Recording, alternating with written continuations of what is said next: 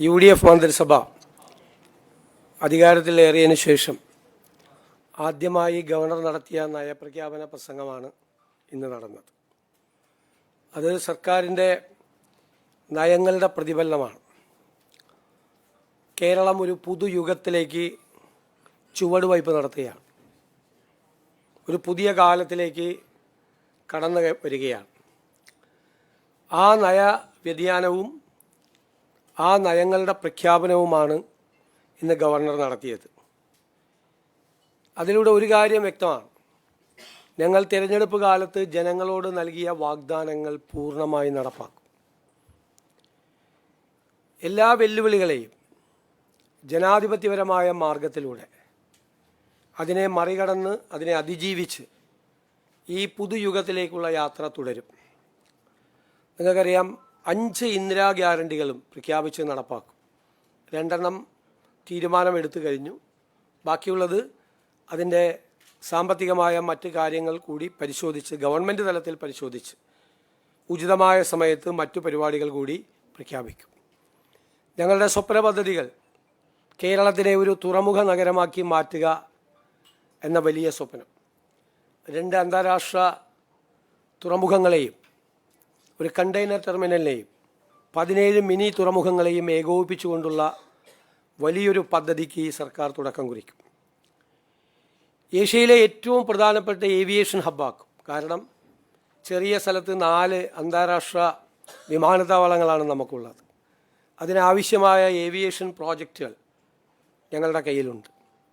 Aviation ഹബ്ബാക്കി south ഏഷ്യയിലെ ഏറ്റവും വലിയ ഏവിയേഷൻ ഹബ്ബാക്കി കേരളത്തെ മാറ്റാനുള്ള പദ്ധതിയാണ്.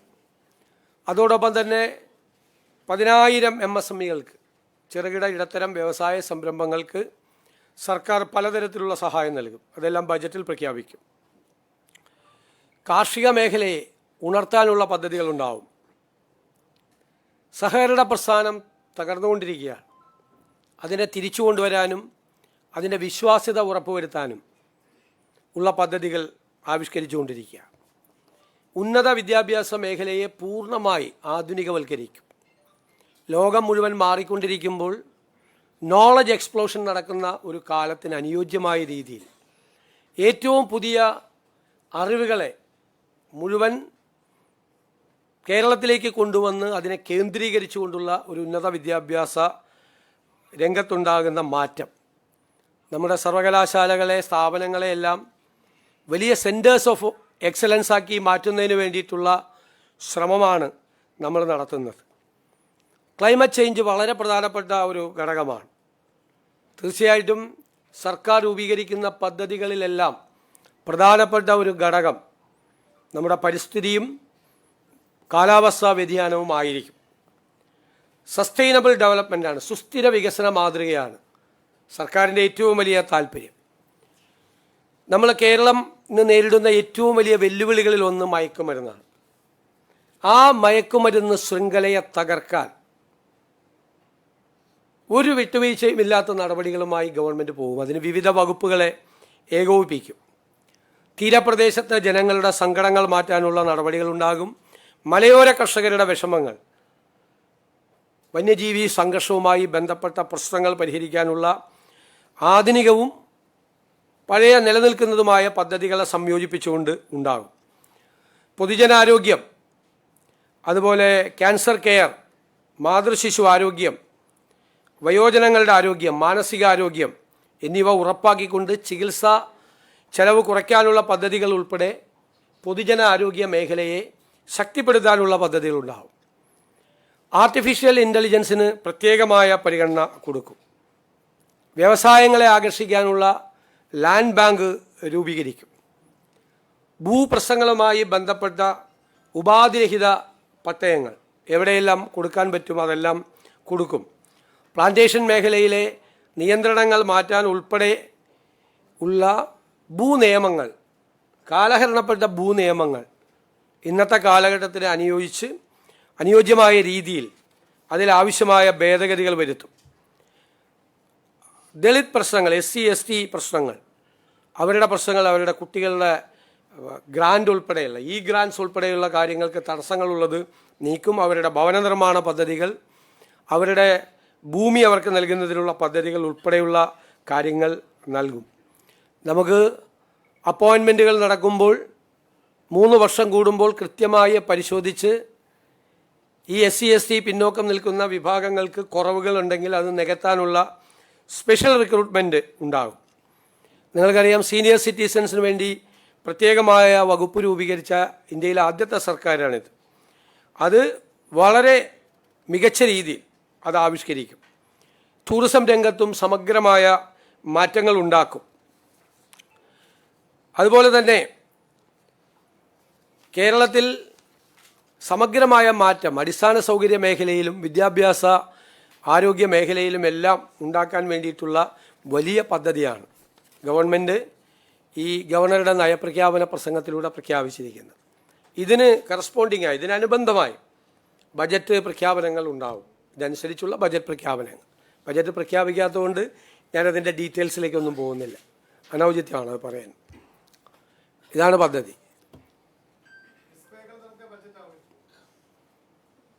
തീർച്ചയായിട്ടും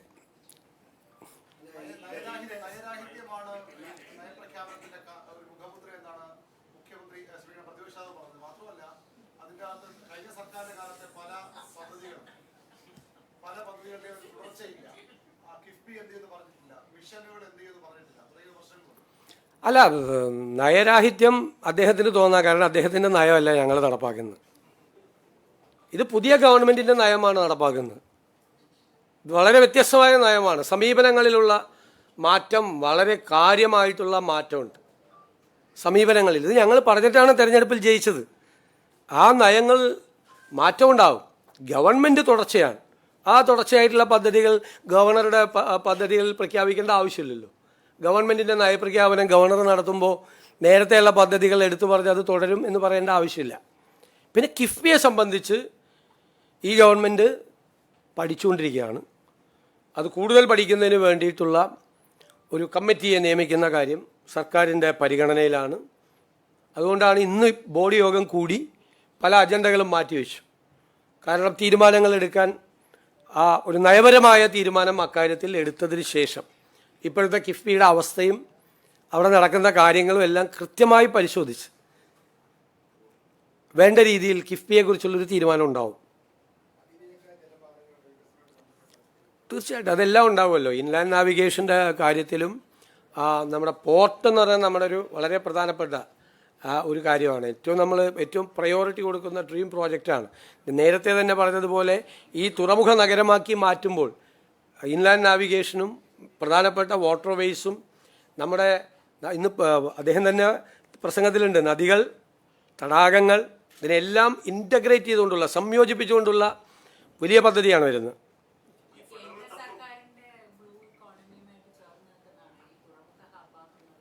അതല്ല, ബ്ലൂ എക്കോണമി വേറെയാണ്, വേറെ പലതരത്തിലുള്ള കാര്യങ്ങളാണ്. ഇതല്ല, ഇത് അതിൻ്റെ അനുബന്ധമായി ആയിരക്കണക്കിന് ലക്ഷക്കണക്കിന് തൊഴിൽ സാധ്യതകളുണ്ടാവും. കേരളത്തിൻ്റെ എക്സ്പോർട്ട് മെച്ചപ്പെടും. ഫിഷറി സെക്ടറിനെ രക്ഷിക്കാൻ പറ്റും. ഫിഷ് പ്രോസസ്സിംഗ് ഉൾപ്പെടെയുള്ള കാര്യങ്ങൾ, ലോജിസ്റ്റിക് പാർക്കുകൾ ഉണ്ടാവും. ടൂറിസം ഡെവലപ്പ് ചെയ്യും.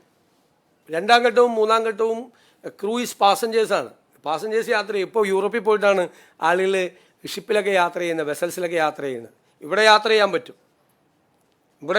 പറ്റും. ഇൻറ്റേർണലായിട്ടും പറ്റും, പുറത്തേക്കുള്ളത് പറ്റും.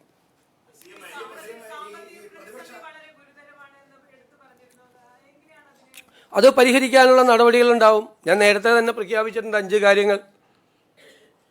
നല്ല ഫിനാൻസ് മാനേജ്മെൻ്റ് ഉണ്ടാവും. ടാക്സ് അഡ്മിനിസ്ട്രേഷൻ പുനഃസംഘടിപ്പിക്കും. ഖജനാവിലെ ലീക്കേജ് തടയും.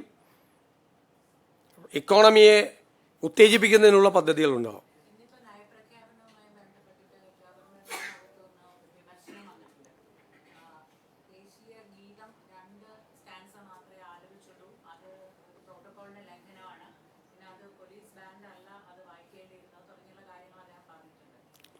അല്ല, ഇത് നമുക്കും ഒരു പൊളിറ്റിക്കൽ ഐഡിയോളജിയുടെ ഫ്രെയിമിൽ നിന്നുകൊണ്ടല്ലേ നമ്മൾ പ്രവർത്തിക്കുന്നത്.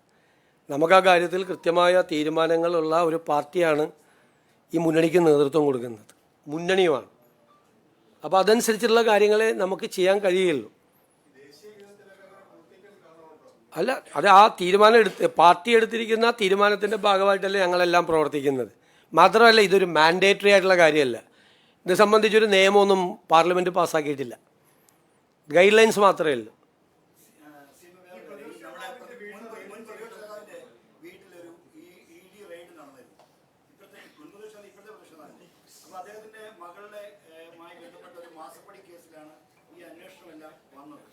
ഈ കാര്യത്തിൽ മുഖ്യമന്ത്രി പലതവണ മാധ്യമങ്ങൾ ചോദിച്ചിട്ട് ഒരു പ്രതികരണം നടത്തിയില്ല. സർക്കാർ അറിയാതെയാണ് ഒരു പ്രതികരണം ആഭ്യന്തര മന്ത്രിയിൽ നിന്നുണ്ടായി. പക്ഷെ അവിടെ ഒരു വലിയ സുരക്ഷാ ലാപ്സും ഉണ്ടായി. കാരണം അന്ന് വാഹനങ്ങൾ അടിച്ചു ചേർത്തു, ധാരാളം അക്രമങ്ങൾ അതുമായി ബന്ധപ്പെട്ട് അവിടെ നടന്നു.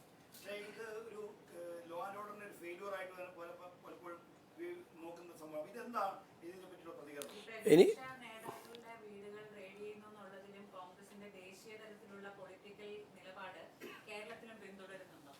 ആദ്യം ഞാനൊരു കാര്യം പറയട്ടെ. ഞാൻ എപ്പോഴാണ് മറുപടി പറയേണ്ടതെന്ന് തീരുമാനിക്കാനുള്ള അവകാശമെങ്കിൽ എനിക്ക് തരണം. നിങ്ങളോടാണ്. ഞാൻ മറുപടി പറഞ്ഞില്ല, മൗനി ബാബയാണ്. 12 പ്രാവശ്യം ചോദിച്ചു. എങ്ങനെയാണ് ചോദിച്ചതെന്നറിയാം? ഒന്ന് രാവിലെ ഞാൻ വീട്ടിൽ നിന്ന് ഇറങ്ങിയതാണ് വീട്ടിൽ നിന്ന്. അപ്പം ചോദ്യം. അത് കഴിഞ്ഞിട്ട് ഞാൻ വീണ്ടും അകത്ത് കയറി കുളിച്ച് പുറത്തേക്ക് ഇറങ്ങിയപ്പോൾ വീണ്ടും മൈക്ക് വെച്ച് ചോദ്യം. ഞാൻ കേരള ഹൗസിലേക്ക് കയറുമ്പോൾ ചോദ്യം, ഇറങ്ങുമ്പോൾ ചോദ്യം. പിന്നെ ഞാൻ വണ്ടിയിൽ കയറിയിരിക്കുമ്പോൾ ഒരു മൈക്ക് എൻ്റെ മുഖത്ത് വന്നാൽ ഇടിച്ചത്. ഞാൻ ആരോടും പറഞ്ഞിട്ടില്ല ഇതുവരെ. ഇപ്പം നിങ്ങളോട് രഹസ്യയോട് പറയാം, എൻ്റെ മുഖത്താണ്. ഞാൻ ഒന്നും പറഞ്ഞില്ല, സത്യം. എന്നിട്ട് എന്നോട് ചോദിച്ചു. അപ്പോഴും ഞാനൊന്നും പറഞ്ഞില്ല. എപ്പോഴാണ് പറയേണ്ടതെന്ന് തീരുമാനിക്കാനുള്ള അവകാശമെങ്കിലും ദയവ് ചെയ്ത് എനിക്ക് തരാം. ദയവ് ചെയ്ത് എപ്പോഴാണ് ഒരു കാര്യത്തിൽ മറുപടി പറയാൻ വേണ്ടേ? ഞാൻ പഠിച്ചിട്ടല്ലേ പറയേണ്ടത്, മനസ്സിലാക്കിയിട്ടല്ലേ പറയേണ്ടത്, ഉചിതമായ സമയത്തല്ലേ പറയേണ്ടത്. ഞാൻ അങ്ങനെ ഒളിച്ചോടുന്ന ആളാണോ? അങ്ങനെയാണെങ്കിൽ ഞാൻ ക്യാബിനറ്റ് ബ്രീഫിംഗ് നടത്തി തുടങ്ങിയില്ലേ നിങ്ങളോട്? എത്ര പ്രാവശ്യം നിങ്ങൾക്ക് എല്ലാ അവസരങ്ങളും തന്നു? അപ്പോൾ നിങ്ങൾക്ക് ചോദ്യം ചോദിക്കാനുള്ള അവകാശം പോലെ തന്നെ എനിക്ക് മറുപടി പറയാനുള്ള അവകാശം കൂടി എനിക്ക് തരണം. എന്നിട്ട് 12 പ്രാവശ്യം ചോദ്യം ചോദിച്ചിട്ട് പോയില്ല. 12 പ്രാവശ്യം, നിങ്ങൾക്ക് 24 പ്രാവശ്യം ചോദ്യം ചോദിക്കുക. എനിക്ക് മറുപടി പറയേണ്ട സമയം ഞാനല്ലേ തീരുമാനിക്കേണ്ടത്. അതെനിക്ക് തരണം. റിക്വസ്റ്റാണ്. അല്ലല്ല ഇങ്ങനെ അല്ലല്ല. ഞാൻ അങ്ങനെ ആകണമെന്നാണോ നിങ്ങൾ പറയുന്നത്? ഞാൻ ക്യാബിനറ്റ് ബ്രീഫിംഗ് നടത്തുന്ന ആളാണ്. നോ. നിങ്ങൾ ചോദിക്കുമ്പോൾ നിങ്ങൾ ഇല്ല. ഞാനിപ്പോൾ വന്നിരിക്കുമല്ലേ. ഇല്ല. നിങ്ങൾക്ക് അദ്ദേഹത്തിൻ്റെ അടുത്തേക്ക് പോലും പോകാൻ പറ്റില്ലായിരുന്നില്ല. പിന്നെയാണ് നിങ്ങൾ 12 പ്രാവശ്യം ചോദ്യം ചോദിക്കണം. നോ. നിങ്ങൾ അങ്ങനെ പറയല്ലേ, അങ്ങനെ ആക്കല്ലേ. അങ്ങനെ താരതമ്യം ചെയ്ത് നിങ്ങൾ അങ്ങനെ ആക്കല്ലേ. നിങ്ങൾ ഈ വിഷയം കേൾക്കണോ? എനിക്ക് പറയാനുള്ളത് ഞാൻ പറഞ്ഞു. ഞാൻ മറുപടി പറയേണ്ട സമയം തീരുമാനിക്കുന്നത് ഞാനാണ്. കാരണം എനിക്കത് പഠിച്ചും മനസ്സിലാക്കിയിട്ടോ പറയാൻ പാടുള്ളൂ. പെട്ടെന്നങ്ങ് പറയാൻ പറ്റില്ല. ഞാൻ അതിൻ്റെ സമയം തീരുമാനിക്കേണ്ട, ഞാൻ അതിനുള്ള അവകാശം എനിക്ക് തന്നെ. അത് നിങ്ങളല്ല തീരുമാനിക്കേണ്ടത്. നിങ്ങൾക്ക് ചോദ്യം ചോദിക്കാം, അതിനുള്ള അവകാശം ഞാൻ എപ്പോഴും തരും. മനസ്സിലായല്ലോ? ആയതുകൊണ്ടാണല്ലോ പറയാൻ പോകുന്നത്. നിങ്ങളല്ല തീരുമാനിക്കേണ്ടത്, ഞാനാണ് തീരുമാനിക്കുന്നത്. അത്രേ എനിക്ക് അവകാശം വേണം. ഞാൻ പറയട്ടെ, ഞാൻ അതിന് ഉത്തരം പറഞ്ഞില്ലല്ലോ ചോദിച്ചതിന്. ഇതെന്താണ് സംഭവം? ഇതൊരു കേസ് ഓൾറെഡി കേന്ദ്ര ഏജൻസി രജിസ്റ്റർ ചെയ്ത കേസാണ്. കേന്ദ്ര ഏജൻസി രജിസ്റ്റർ ചെയ്ത കേസാണ് ആണല്ലോ. അന്വേഷണത്തിൻ്റെ ഭാഗമായിട്ടാണ് അവർ നടപടികൾ സ്വീകരിക്കുന്നത്. സംസ്ഥാന ഗവൺമെൻറ് ഇതിൻ്റെ അകത്ത് എന്ത് റോളാണുള്ളത്? ഒരു റോളും ഇല്ല സംസ്ഥാന ഗവൺമെൻറ്. ഞങ്ങളെ അറിയിച്ചിട്ട് പോലുമില്ല, പോലീസിനെ അറിയിച്ചിട്ടില്ല. അവരവിടെ നിന്ന് പിരിഞ്ഞു പോകാൻ നേരത്ത് പോലീസിനെ അറിയിച്ചിട്ടില്ല. ചെയ്ത എന്താണ്? ആഭ്യന്തര വകുപ്പ് ചെയ്ത്. ഞാൻ ആഭ്യന്തരമന്ത്രിയെ പ്രത്യേകമായി അഭിനന്ദിക്കുകയാണ്. അദ്ദേഹമാണ് അവിടെ ആൾക്കൂട്ടം കൂടുന്നത് കണ്ടിട്ട് അവിടെ ഒരു ലോ ആൻഡ് ഓർഡർ സിറ്റുവേഷൻ ഉണ്ടാകരുത് എന്ന് കരുതി അങ്ങനെ ഒരു റെയ്ഡ് നടക്കുന്ന വിവരം ഗവൺമെൻറ്റിനോ പോലീസിനോ അറിയില്ലാതിരുന്നിട്ടും അദ്ദേഹം പോലീസിനെ വിട്ട അദ്ദേഹമാണ്. കുറേ സംഘർഷങ്ങൾ ലഘൂകരിക്കാൻ കഴിഞ്ഞു. ഞാൻ ചോദിക്കട്ടെ, ആ സമീപനം ശരിയാണോ? ഒരു കേസ് അന്വേഷണത്തിൻ്റെ ഭാഗമായിട്ട് വരുന്ന ആളുകളെ, സ്ത്രീകളുള്ള ആളുകളെ ഒരു സംഘം ക്രിമിനലുകളെന്ന് വേണമെങ്കിൽ വിശേഷിപ്പിക്കപ്പെടാവുന്ന ഒരു സംഘം ആക്രമിച്ച കാറ് തല്ലിപ്പൊളിക്കുന്നു, അതിനകത്തുള്ളവരെ മർദ്ദിക്കുന്നു. അത് ക്രമസമാധാന ലംഘനമാണ്, ഒഫൻസാണ്. അത് ഒരു കാരണവശാലും അനുവദിക്കില്ല. ഒരു സെൻട്രൽ ഏജൻസി വന്ന് അവരുടെ അന്വേഷണത്തിൻ്റെ ഭാഗമായി അവിടെ ഇതിൻ്റെ അകത്ത് നടന്നു. ഞങ്ങൾ ഉന്നയിച്ചിട്ടുള്ള ആരോപണം കൂടിയല്ലേ ഇത്? ഞങ്ങൾ കൂടി ഉന്നയിച്ചിട്ടുള്ള ഒരു ആരോപണമാണ്. ആ അന്വേഷണത്തിന് കേന്ദ്ര ഏജൻസിയെക്കുറിച്ച് ഞങ്ങൾക്ക് പരാതി ഉണ്ടായിരുന്നു. 4 കൊല്ലം മുമ്പുണ്ടായ കേസാണ്. ഇതുവരെ ഒന്നും അവർ ചെയ്തിട്ടില്ല. ഈ അധികാരത്തിൽ നിന്ന് LDF ഗവൺമെൻറ് താഴെ ഇറങ്ങുന്നത് വരെ ഒന്നും ചെയ്തില്ല അവർ. പിന്നെ പ്രതിപക്ഷ നേതാവ് അദ്ദേഹം പുറത്തിറങ്ങി വന്നിട്ട് രാഹുൽ ഗാന്ധിയാണ് കുറ്റപ്പെടുത്തിയത്. രാഹുൽ ഗാന്ധിയാണ് റെയ്ഡിന് ആളെ വിട്ടത്. അദ്ദേഹം പ്രധാനമന്ത്രിയെയോ BJP നേതാക്കളെയോ BJP സർക്കാരിനെയോ ആരെയും കുറ്റപ്പെടുത്തിയില്ല, ഒരാളെ കുറ്റപ്പെടുത്തിയില്ല. അദ്ദേഹം കുറ്റം പറയാനുണ്ടായിരുന്നത് രാഹുൽ ഗാന്ധിയാണ്. രാഹുൽ ഗാന്ധി എന്താ ചെയ്തത്? രാഹുൽ ഗാന്ധിക്കെതിരായി കേസ് വന്നപ്പോൾ അന്വേഷിക്കാൻ വന്ന ആളുകളുടെ വാഹനം കോൺഗ്രസ്സുകാരെ വിട്ട് തല്ലിപ്പൊളിക്കുകയാണോ ചെയ്ത്? അല്ല. അദ്ദേഹം 55 മണിക്കൂർ തുടർച്ചയായിരുന്നു, പല പ്രാവശ്യമായിട്ട് തുടർച്ചയായി ആ കേസുമായിട്ട് സഹകരിച്ചു. ഇല്ലേ? ആ കേസുമായിട്ട് സഹകരിച്ചു. അത് രാഷ്ട്രീയമായി എടുത്തിരിക്കുന്ന ഒരു കേസാണ് എന്നുള്ളതുകൊണ്ട് ഞങ്ങളതിനെ രാഷ്ട്രീയമായി എതിർത്തു. ഈ കേസ് എടുത്തിരിക്കുന്നത് മുഖ്യമന്ത്രിയുടെ കുടുംബത്തിലെ ഒരു അംഗത്തിനെതിരായി കേസെടുത്തിരിക്കുന്നത് രാഷ്ട്രീയമാണെങ്കിൽ CPM-ന് രാഷ്ട്രീയമായി പ്രതിഷേധിക്കാം. ഞാൻ ചോദിക്കട്ടെ, അതിൻ്റെ തലേദിവസമല്ലേ ഈ കേസിലെ ഒരു കക്ഷി കോടതിയിൽ പോയപ്പോൾ കോടതി ആ അന്വേഷണം നിർത്തിവെക്കണം എന്നാവശ്യപ്പെട്ട് കോടതി പോയപ്പോൾ ആ പെറ്റീഷൻ തള്ളി അന്വേഷണം തുടരണമെന്ന് ഏജൻസിയോട് ആവശ്യപ്പെട്ടത്? അപ്പോൾ നിയമപരമായ വഴിയല്ലേ ഇത്? നിയമപരമായ വഴിയല്ലേ അന്വേഷണം ഉള്ളത്? അപ്പം ഞങ്ങളെങ്ങനെയാണ് ഈ റെയ്ഡ് നടത്തിയതിനെയും ഈ അന്വേഷണം നടക്കുന്നതിനെയും വിമർശിക്കാൻ സ്റ്റേറ്റ് ഗവൺമെൻറ്റിന് എന്താ അധികാരമുള്ളത്? ഞങ്ങൾക്ക് അങ്ങനെ പറയാമോ? ഞങ്ങളങ്ങനെ പറയാമോ? ഞങ്ങളങ്ങനെ പറയാൻ പാടില്ലല്ലോ. ഒരു കേന്ദ്ര ഏജൻസി അന്വേഷണം നടക്കുന്ന കേസിൽ, കോടതി അനുവദിച്ച് അന്വേഷണം നടക്കുന്ന കേസിൽ ആ അന്വേഷണം നടത്താൻ പാടില്ല, അന്വേഷണം ഇങ്ങനെ വേണം, അന്വേഷിക്കേണ്ടത് ഇങ്ങനെയാണ് എന്ന് ഞങ്ങൾക്ക് പറയാമോ? ഞങ്ങൾ അതിൻ്റെ കോമ്പീറ്റൻ്റ് അതോറിറ്റി ആണോ? ഞാൻ വളരെ ജെന്യുവനായിട്ട് ചോദിക്കുകയാണ് നിങ്ങളോട്. ഞങ്ങളതിൻ്റെ കോമ്പീറ്റൻ്റ് അതോറിറ്റി അല്ല. ഞങ്ങൾക്ക് അതിൻ്റെ അകത്തില്ല. ഞങ്ങൾക്ക് ക്രമസമാധാന പ്രശ്നം ഉണ്ടായാൽ അതിൻ്റെ അകത്ത് ഇടപെട്ടു ശക്തിയായ നടപടികൾ സ്വീകരിക്കും. അത് തെറ്റാണ്, അത് ആവർത്തിക്കാൻ പാടില്ല. അത്തരം സംഭവങ്ങൾ ആവർത്തിക്കാൻ പാടില്ല. ഗുരുതരമായ കുറ്റകൃത്യമാണ് അവിടെ നടന്നത്. അന്വേഷണ ഉദ്യോഗസ്ഥന്മാരെ ആക്രമിക്കുകയും അവരുടെ വാഹനം അടിച്ചു തകർക്കുകയും ചെയ്ത് ഗുരുതരമായ കുറ്റകൃത്യമാണ്. അത് ആവർത്തിക്കപ്പെടാൻ പാടില്ല. അതാണ് ഞങ്ങളുടെ അഭിപ്രായം. ഞങ്ങൾക്ക് നിലപാടുണ്ട് അതിൻ്റെ അകത്ത്.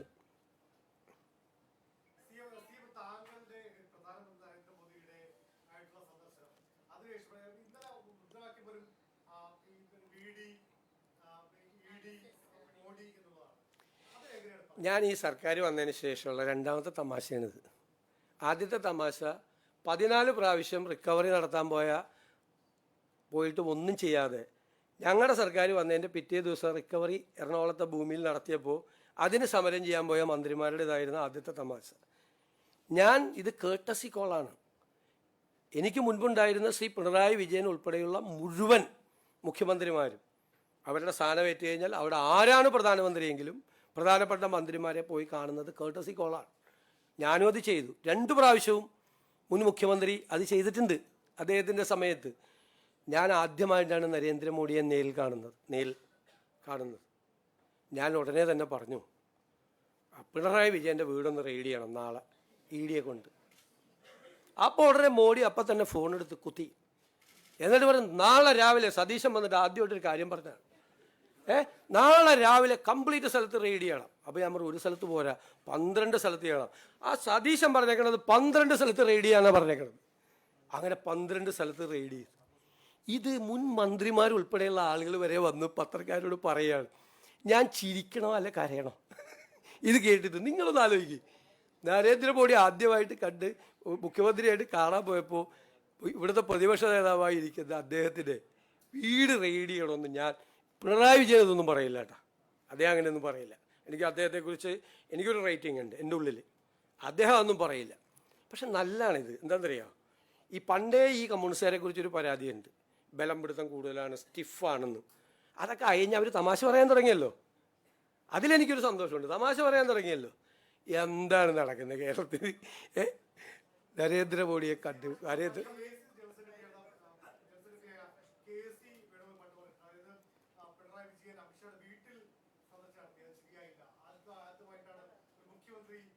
അങ്ങനെയൊന്നും അദ്ദേഹം പറയില്ല. അതൊക്കെ എല്ലാവരും കാണും, പ്രധാനപ്പെട്ട ആളുകളെ. പ്രത്യേകിച്ച് ഹോം മിനിസ്റ്ററെ കാണണം. കാരണം നാട്ടിലെ മറ്റു കാര്യങ്ങളൊക്കെ സംസാരിക്കേണ്ട പ്രശ്നങ്ങളുണ്ട്.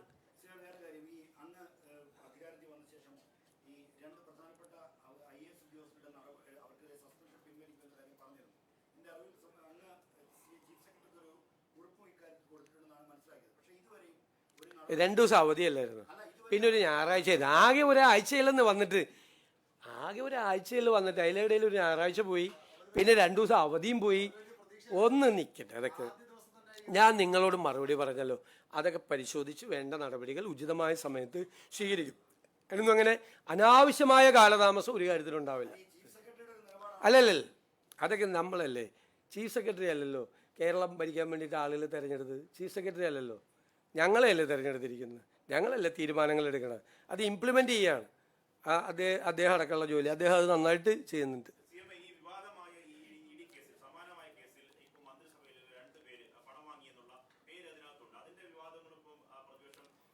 ഇത് അല്ല, അതിൻ്റെ അകത്ത് ഞാൻ വളരെ മുൻപ് അസംബ്ലിയിൽ തന്നെ വ്യക്തമാക്കിയിട്ടുള്ളതാണ്. വ്യവസായ സ്ഥാപനങ്ങളിൽ നിന്ന് അല്ലെങ്കിൽ മുതലാളിമാരിൽ നിന്ന് എല്ലാ രാഷ്ട്രീയ പാർട്ടികളും പണം വാങ്ങിക്കും. എല്ലാ രാഷ്ട്രീയ പാർട്ടികളുടെയും ഫണ്ട് ഈ കമ്പനികളിൽ നിന്നൊക്കെയുള്ള ഫണ്ടാണ്. അങ്ങനെ CMRLൻ്റെ ആളിൽ നിന്ന് ഞങ്ങളുടെ പാർട്ടിക്കാർ മാത്രമല്ല, കേരളത്തിലെ എല്ലാ രാഷ്ട്രീയ പാർട്ടികളും ആ പണം മേടിച്ചിട്ടുണ്ട്. ആ പണം മേടിച്ചതല്ല ഇവിടുത്തെ കേസ്. ഇവിടുത്തെ കേസ് ഒരു കമ്പനിയും ആ കമ്പനിയും തമ്മിൽ നടത്തിയ ഇടപാടിൽ ആ കമ്പനിയുടെ അക്കൗണ്ടിലേക്ക്, എക്സാലോജി കമ്പനിയിലേക്ക് വലിയ തുക അയച്ചു കൊടുത്തു. ക്ലയൻറ്റ് സർവീസിന് വേണ്ടിയിട്ടാണ് അയച്ചു കൊടുത്തത്. എന്നാൽ ക്ലയൻറ്റ് സർവീസ് നടത്താതെ കള്ളപ്പണം വെളുപ്പിക്കാൻ വേണ്ടി മണി ലോണ്ടറിങ് ആണ്. അതുകൊണ്ടാണ് PMLA ആക്ട് വരുന്നത്. മനസ്സിലായില്ലേ? പ്രിവെൻഷൻ ഓഫ് മണി ലോണ്ടറിങ് ആക്ടിൻ്റെ പ്രൊവിഷൻസ് അട്രാക്ട് ചെയ്യുന്ന എന്നാണ് കേസ്. കേസിൻ്റെ ശരി മെറിറ്റും ഡിമെറിറ്റും അല്ല ഞാൻ പറയുന്നത്, അതാണ് ആ കേസ്. അതും രാഷ്ട്രീയ നേതാക്കൾ ബിസിനസ്സുകാരിൽ നിന്ന് പണം മേടിക്കുന്നതും തമ്മിൽ എന്ത് ബന്ധമാണുള്ളത്? രാഷ്ട്രീയ നേതാക്കളും രാഷ്ട്രീയ പാർട്ടികളും എല്ലാവരുടെയും ഇപ്പോൾ CPMൻ്റെ അക്കൗണ്ട് എടുത്ത് നോക്കിയാൽ അറിയാമല്ലോ. CPM ഈ വ്യക്തിയുടെ നിന്ന് CPM വാങ്ങിച്ചിട്ടുണ്ട് പണം. CPM നേതാക്കളൊക്കെ ആയിട്ട് വ്യക്തിപരമായ ബന്ധമുള്ള ആൾ, എൻ്റെ കോൺസ്റ്റിറ്റ്യുവൻസിയുടെ ഇപ്പുറത്തുള്ള ആളാണ്, ഞങ്ങൾക്കൊക്കെ പരിചയമുള്ള ആളാണ്. വ്യവസായിയായിട്ടുള്ള ഒരാളാണ്. കൊച്ചിയിലെ വലിയ പ്രധാനപ്പെട്ട സ്ഥാപനമാണത്. അത് അവരെ ഇന്ന് രാഷ്ട്രീയ പാർട്ടികളും രാഷ്ട്രീയ നേതാക്കന്മാരും സാമൂഹ്യ സംഘടനകളും അമ്പല കമ്മിറ്റിയും പള്ളി കമ്മിറ്റിയും പൈസ മേടിച്ചതല്ല ഇവിടുത്തെ കേസ്. മനസ്സിലായില്ലേ? അതാണ് വ്യത്യാസം. അത് I have made it very clear in the floor of the assembly. അല്ല, ഞങ്ങൾ പറഞ്ഞല്ലോ, അതൊരു കേസ് അന്വേഷണത്തിൻ്റെ ഭാഗമാണല്ലോ.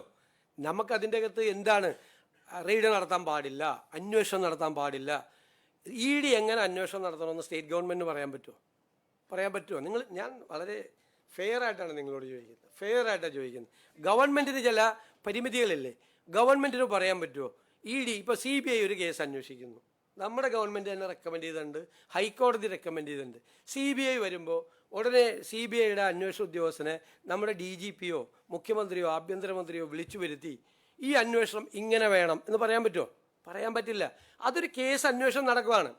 അതിൻ്റെ അകത്ത് രാഷ്ട്രീയമായിട്ടുള്ള വിഷയമുണ്ടെങ്കിൽ അത് CPM ആണ്, അവരത് പറഞ്ഞോട്ടെ. പിന്നെ നിയമപരമായ കാര്യങ്ങൾ ലംഘിച്ചുകൊണ്ടാണ് അന്വേഷണം നടക്കണമെങ്കിൽ anybody can approach A court. CMRL കോടതി പോയി ഈ അന്വേഷണം നിർത്തിവെക്കണമെന്ന് ആവശ്യപ്പെട്ടു. കോടതി ആ പെറ്റീഷൻ തള്ളിയിട്ട് ഈ അന്വേഷണം തുടരാൻ പറഞ്ഞു EDയോട്. അതിൻ്റെ പിറ്റേ ദിവസമാണ് EDയുടെ ഈ റെയ്ഡ് നടന്നത്. അപ്പം നമുക്ക് അതിൻ്റെ അകത്ത് പരിമിതികളുണ്ട്.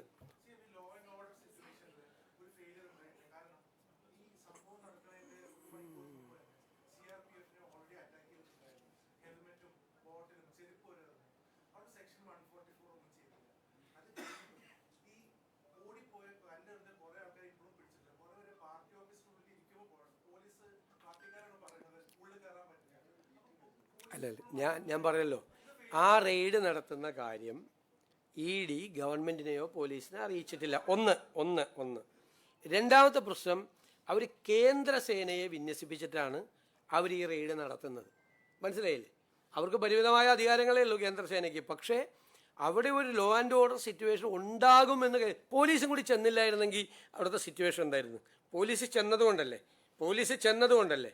പിന്നെ നടത്തി കഴിഞ്ഞിട്ട് അതിൻ്റെ ഡീറ്റെയിൽസ് നോക്കിയിട്ട് ആ അന്വേഷണം നടക്കുകയല്ലേ. ഒരു FIR രജിസ്റ്റർ ചെയ്തിട്ട് ആദ്യം കുറേ പ്രതികളെ അറസ്റ്റ് ചെയ്തു, ബാക്കിയുള്ള അന്വേഷണം നടക്കുമല്ലേ. ആ അന്വേഷണം പൂർത്തിയാകട്ടെ. കുറ്റവാളികളെ എല്ലാവരും അറസ്റ്റ് ചെയ്യപ്പെടണമെന്ന് തന്നെയാണ് ഗവൺമെൻറ്റിൻ്റെ ആഗ്രഹം. ഇത് കുറ്റകൃത്യമാണ്, വലിയ ഓഫൻസാണ് ചെയ്തത്, ഒരിക്കലും ചെയ്യാൻ പാടില്ല. CPM അതിനെ പ്രോത്സാഹിപ്പിക്കാൻ പാടില്ല, ഒരു കാരണവശാലും പ്രോത്സാഹിപ്പിക്കാൻ പാടില്ല. വളരെ ക്രൂരമായിട്ടുള്ള ഒരു നടപടിയാണ് അവരുടെ ഭാഗത്തുനിന്നുണ്ടായത്. പോലീസ്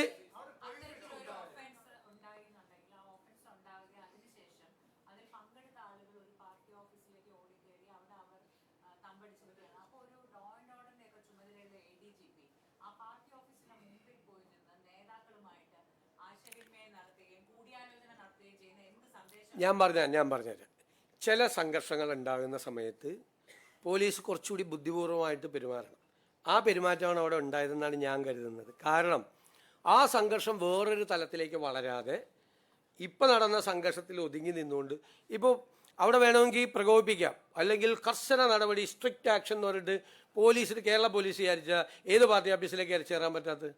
ഇരച്ചു കയറാം. ആ പാർട്ടി ഓഫീസിലേക്ക് ഇരച്ചു കയറി അവിടെയുള്ള ആളുകളെ കുറേ പേരെ തല്ലി, കുറേ പേര് തടയുമല്ലോ. അപ്പോൾ അവർക്കിട്ടൊക്കെ നല്ല അടിയൊക്കെ കൊടുത്ത്, വേണമെങ്കിൽ വല്ല വൈരാഗ്യമുള്ളവൻ്റെ 2 കൂടുതൽ കൊടുത്ത് ഇതൊക്കെ പോലീസിന് ചെയ്യാം. എന്നിട്ട് ഇഷ്ടമുള്ളവരെ തൂക്കിയെടുത്തോണ്ട് പോരാ. അങ്ങനെയാണോ പോലീസ് ചെയ്യേണ്ടത്? ഞാൻ കരുതുന്നത് പോലീസ് ചെയ്തത് കുറച്ചുകൂടി സംഘർഷം അയവ് വരുത്താൻ അജിറ്റേറ്റഡായി കുറേ ആളുകൾ നിൽക്കുകയാണ്. അതിൻ്റെ ഇടയിൽ ക്രിമിനൽസും ഉണ്ട് അതിൻ്റെ ഇടയിൽ നിൽക്കുമ്പോൾ വളരെ ബുദ്ധിപൂർവ്വം ചെയ്തു. ഇനി കേസ് അന്വേഷണം നടക്കുകയല്ലേ, തെറ്റ് ചെയ്ത ഒരാളും രക്ഷപ്പെടില്ല. കുറ്റകൃത്യം, താങ്കളുടെ ചോദ്യം കറക്റ്റാണ്. കുറ്റകൃത്യം ചെയ്ത ഒരാളും രക്ഷപ്പെടില്ല, നടപടിയെടുക്കും.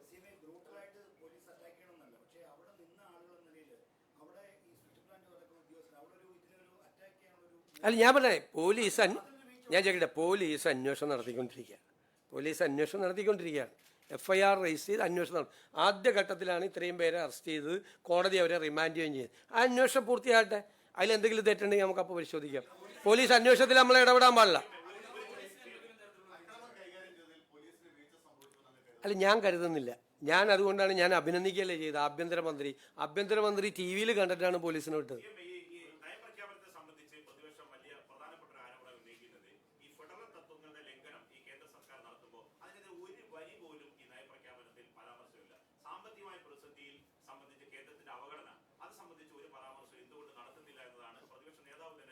ഇത് സംസ്ഥാനത്ത് അധികാരത്തിലേറിയ ഗവൺമെൻറ് നടപ്പാക്കാൻ പോകുന്ന പദ്ധതികളുടെ നയപ്രഖ്യാപനമാണ്. ഞങ്ങൾ ആ കോണ്ടെക്സ്റ്റിലാണ് ഞങ്ങളിതിനെ കണ്ടിരിക്കുന്നത്. സംസ്ഥാനത്ത് നടപ്പാക്കാൻ പോകുന്ന പദ്ധതികളുടെ പ്രഖ്യാപനം പോസിറ്റീവായിട്ടുള്ളൊരു കാര്യം.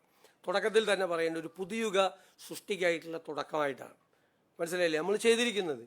കേന്ദ്രത്തിനെ വിമർശിക്കേണ്ട ഘട്ടം, കേന്ദ്രമായിട്ടുള്ള ഇടപെടലുകൾ ഞങ്ങൾ ആരംഭിച്ചിട്ടേ ഉള്ളൂ.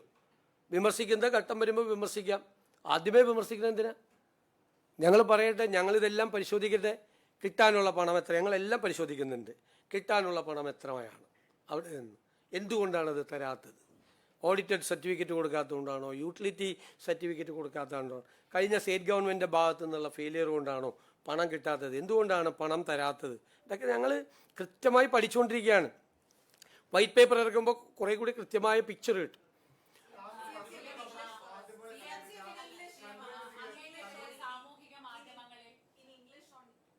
അല്ല,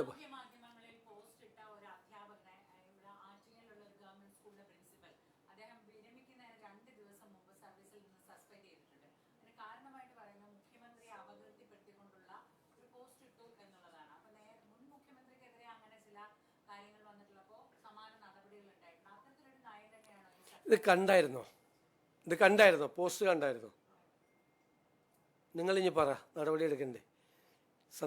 KSRTCയിലൊരു ജീവനക്കാരിട്ടിരിക്കുന്ന പോസ്റ്റ്, എൻ്റെ മുഖം, നഗ്നനായൊരു പുരുഷൻ്റെ ബോഡി, അത് വെച്ചിട്ട് KSRTCയിലൊരു ജീവനക്കാരൻ സോഷ്യൽ മീഡിയയിൽ പോസ്റ്റ് ചെയ്താൽ എന്താ ചെയ്യേണ്ടത്? എന്നോട് വന്ന് ചോദിച്ചു. അപ്പോൾ ഞാൻ അതിൻ്റെ ഗൗരവമല്ല, അല്ലെങ്കിൽ വിട്ടേക്കാൻ പറഞ്ഞു. വല്ല വിമർശനമോ വല്ലതൊക്കെ ആണെങ്കിൽ വിട്ടേക്കാൻ പറഞ്ഞു. ഇതാണ് പോസ്റ്റ് ചെയ്തത്. ഇത് അനുവദിച്ചാൽ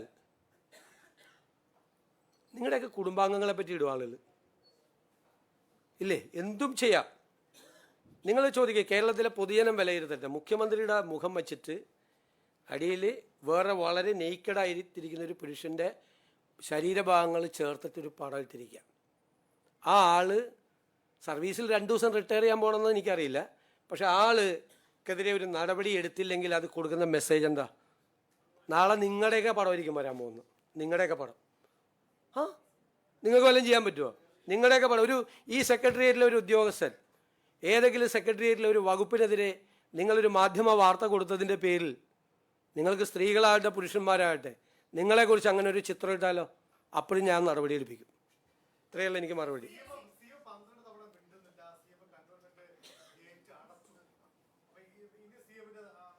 കണ്ടോൺമെൻറ്റ് ഗേറ്റ് ഒന്നും അടച്ചിട്ടില്ല. കൻ്റോൺമെൻറ്റിലെ ഗേറ്റൊന്നും അടച്ചിട്ടില്ല. ഇനി വേറെ തമാശയും കൂടി വന്നു. ഈ സംഭവം ഈ ED റെയ്ഡ് നടന്നതോടുകൂടി ഞാൻ എൻ്റെ സെക്യൂരിറ്റി കൂട്ടി, കമാൻഡോകൾ വന്നു എന്നൊക്കെ പറഞ്ഞിട്ട് വേറെ വാർത്തയും ഞാൻ കണ്ടു. ഒരു വാർത്തത്തിൽ ഒരു സെക്യൂരിറ്റിയും കൂട്ടിയിട്ടില്ല. ഞാൻ പറഞ്ഞില്ല, 40 വണ്ടിയിൽ നിന്ന് 3 വണ്ടിയിലേക്ക് മാറി. ആ വണ്ടിയായിട്ടാണ് ഞാൻ ഇന്നലെ മലപ്പുറത്തും പോയത്, കോഴിക്കോടും പോയത്. ഒരു വണ്ടി അഡീഷൻ ഉണ്ടായില്ല. ഏതോ ഒരു സ്ഥലത്തൊരു വീട് കാണിച്ചു തരാൻ വേണ്ടിയിട്ട് ഒരു പൈലറ്റ്, ലോക്കൽ പോലീസിൻ്റെ ഒരു പൈലറ്റ് വന്നു. അത് കഴിഞ്ഞപ്പോൾ ഞാൻ അപ്പം തന്നെ എൻ്റെ PSOയോട് പറഞ്ഞു, അതിപ്പോൾ തന്നെ വിട്ടേക്കാൻ പറഞ്ഞു, 4ാമത്തെ വണ്ടി വേണ്ടാന്ന് പറഞ്ഞു. എന്തൊക്കെ നുണകളാണ് പറയണത്. എല്ലാ നുണകൾക്കും നമ്മൾ പറയാൻ പറ്റുമോ? എല്ലാ നുണകൾക്കും നമുക്ക് മറുപടി പറയാൻ പറ്റുമോ?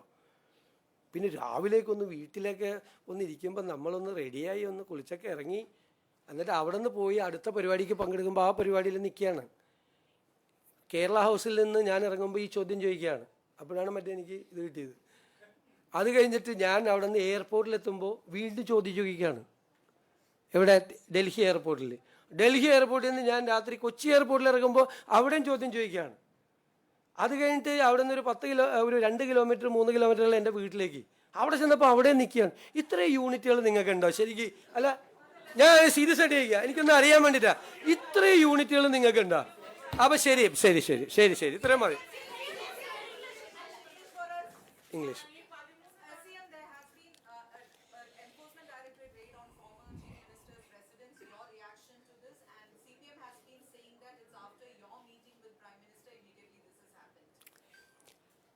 You know that the Enforcement Directorate is a central agency.